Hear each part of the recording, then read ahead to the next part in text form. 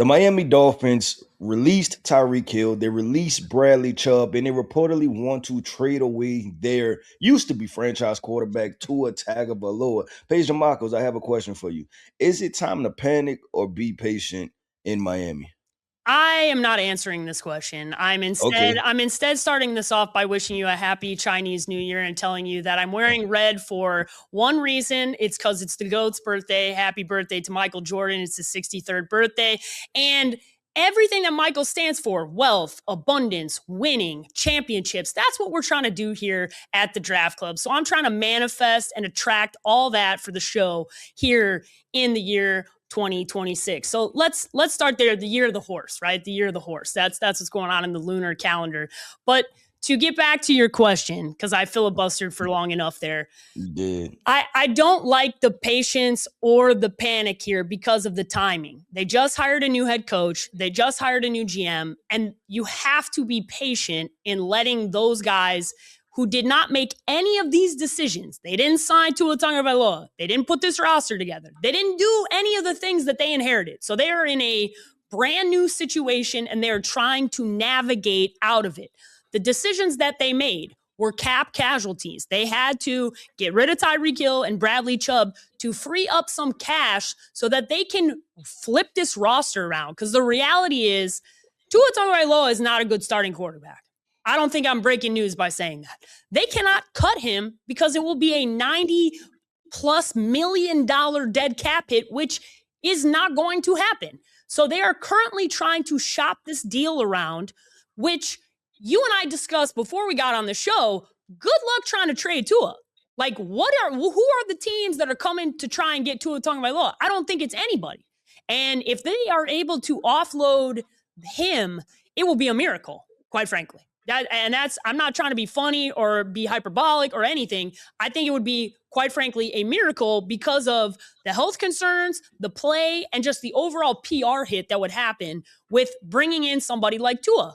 So I get why fans will panic, and it's because you look like a rudderless ship right now, right? Like you don't know where you're going, which is why you're panicking.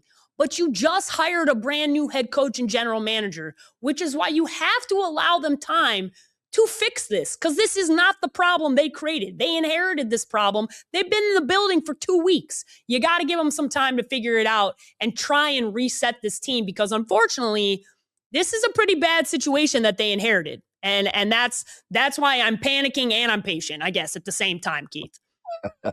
Well, Paige Dimakos, you kind of did both, right? I'm gonna lean all the way one way, and if I'm the Miami Dolphins fan base, you should be panicking right now. And the reason you should be panicking is because everything you just outlined, right? The Tua Tagovailoa contract, which means that they don't have a plan for the future, right? We talk about the wide receiver room, right, with releasing Tyreek Hill off of the injury, right, which means you don't have a plan for the future. And then I look at the edge rusher position, right? Bradley Chubb, he's one of the most productive edge rushers, albeit injury history, right, throughout his entire career, but you don't have Jalen Phillips anymore, right? He's with the Philadelphia Eagles, and Chop Robinson has yet to be a double-digit sack guy. So where's this defense head? I think that the Miami Dolphins, and I agree with you from Jeff Halfley and the general manager coming in, they deserve an opportunity to fix this, right? But the issue is that ownership in the last regime screwed this up so bad that this is going to take years to fix, to the point to where you should be nervous about how is this even going to get done. When you have a quarterback that you've paid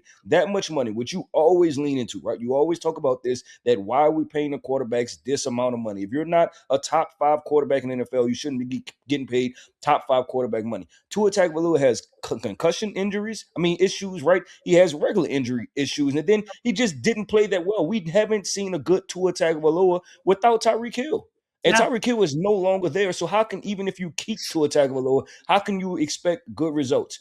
My last point with this is the same franchise that just 4 or 5 years ago, they were investigated for tanking, right? So NFL fans, Miami fans, get what this looks like a tank job once again, right? You're talking about you're going to start either Tua Tagovailoa, who has concussion issues, or you're going to start Quinn Ewers, who is a seventh round draft pick. This doesn't look like you're trying to win. You didn't even allow Tyreek Hill to go through the process of getting fully rehabbed to see what he looks like. And then also, if you were trying to trade Tyreek Hill and get some capital for, wouldn't you allow him to come back healthy, maybe play week 1 or week 2, and then try to trade him for maybe a third or fourth round pick? But releasing him, you get nothing for him at the end of the day. So I just don't trust the Miami Dolphins from the very top, right? And we always talk about ownership, and I know this is a lane that you love to live in. Mm-hmm. This is what scares me. That's why I'm Agreed. panicking, is because this ownership situation is horrible. They dug themselves in a hole that I don't know if this current regime can get out of.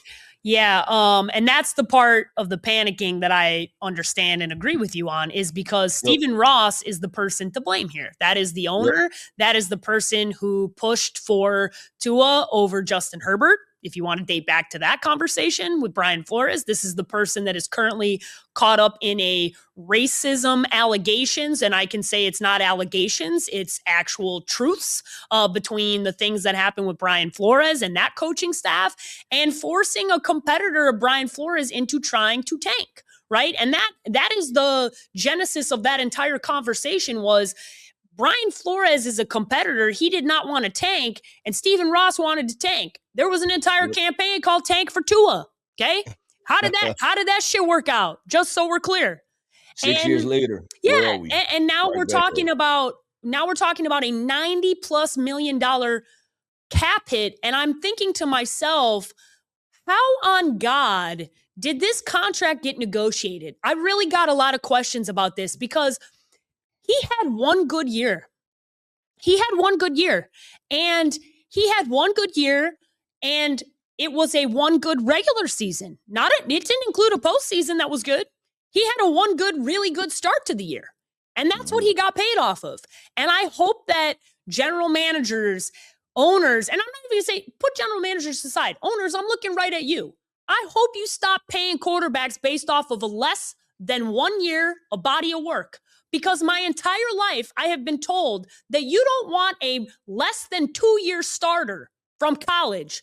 Okay, that's the qualifications. You want to watch somebody in college start for 2 seasons before you even think about drafting them. But then you turn around, watch a player in the NFL play for your team and show you less than 1 year's body of work, and you pay them? How does that make any sense? That makes no sense. How come the qualifications in college are not the qualifications when that's why you have a 5-year window. Your rookie deal, you got 5. If Tua was bad for 3 or 4 years, why did you pay him like a top quarterback? I can tell you, I would have said, go test the market, Tua, and you'll come back, because the market was not going to give him the dollar amount that he got. No chance in hell. And we've only seen him good and successful with a coddled version of coaching. And I can tell you, because I've talked to players that played in Green Bay under Jeff Hafley, this is a defensive guy. He's not going to coddle Tua. That is not the type of coaching staff that you have now. So now you are stuck in a place where you better hope Quinn Ewers can help you out, right? A guy you drafted in the 7th round who we know has talent. You better hope you have that, because cutting Tua is not a financial you cannot do it. It does not make any sense. You will be making a bad decision. And I do not think that they can move on from his deal. So you are going to be paying somebody to be on your team to not be a starter. And that's pretty much where I think they're going to end up. So I kind of have talked myself into panicking more now as I've been talking out loud. And I think it's, you know what it is? It's because I don't like, it's unfair to put the word panic on a brand new general manager and a brand new head coach. Watch this. I'm about to throw in another P word. Okay. Panic, patience, or I think where we both land, and that's pissed off. Yeah. Miami Dolphins fans should be pissed off because they did not handle this the right way when it goes from the Tua Tagovailoa to the tank job for Tua to Yes. the Tyreek Hill to even, I just thought about this right as we were having this conversation. Mike McDaniel was one of the last coaches to get fired. Remember, he was supposed to be retained. So that has me asking, was Jeff Hafley one of your top options, right? Couldn't have been, because if you felt that strongly about it, you would have made the move off of Mike McDaniel instantly, right? So I just thought about that perspective of it, is that this was not an immediate fire. He was, I think, maybe the last or second to last coach, especially guys that didn't make the playoffs, to get fired. So if you recall, what happened with the timeline here was, it was said the Monday, so they always call it, Black Monday, right? After that last week. That Monday, it was reported that Mike McDaniel would keep his job. He held a press conference. He did the end of the year stuff. He is keeping his job. It was reported. It was put out there directly from ownership that they're retaining him. Well, then John Harbaugh got fired. And all of a sudden, things changed. All of a sudden, there was a different conversation. The moment John Harbaugh gets fired, it was released and reported that there was a team that was willing to fire their current head coach to do it. Well, guess what? There's only one team that fired the current head coach, and it's the Miami Dolphins. So we don't need to try and play a game to figure out who that reporting was about. That reporting was about Stephen Ross, and after they thought that they were going to get John Harbaugh. So Jeff Hafley is absolutely not the guy that they thought they were going to get. And I think Jeff Hafley is going to be a good coach. I just think he inherited a terrible situation. And unfortunately for him and this current general manager, what's most likely to happen is a situation that I've talked about on previous podcasts with Jamie Eisner, and I've talked about with you. We talked about it with Aaron Glenn, a guy who's hired to be fired. A guy who's brought in to be this intermediary time frame, because unfortunately, the regime that was there before set this team up for failure. So now they got to sit there and try and figure this out and weather the ship, but they can't, because the storm is so bad that nobody's making it through the storm. So they were hired to be fired, and then in 2 years, they'll be stripping these guys out. So you know what? Pissed off is the right word, because panicking ain't enough. Dolphins fans, panicking is not enough. You should be pissed off because your owner did this. Your owner did this with Brian Flores. Your owner did this with Mike McDaniel. Your owner did this with Tua Tagovailoa. And I think the part that I brought up needs to be hammered home. Why, oh why, do we have a certain set of standards for a guy, not somebody who you're number one giving the franchise over to? Qualifications that most NFL teams require to even think about drafting you.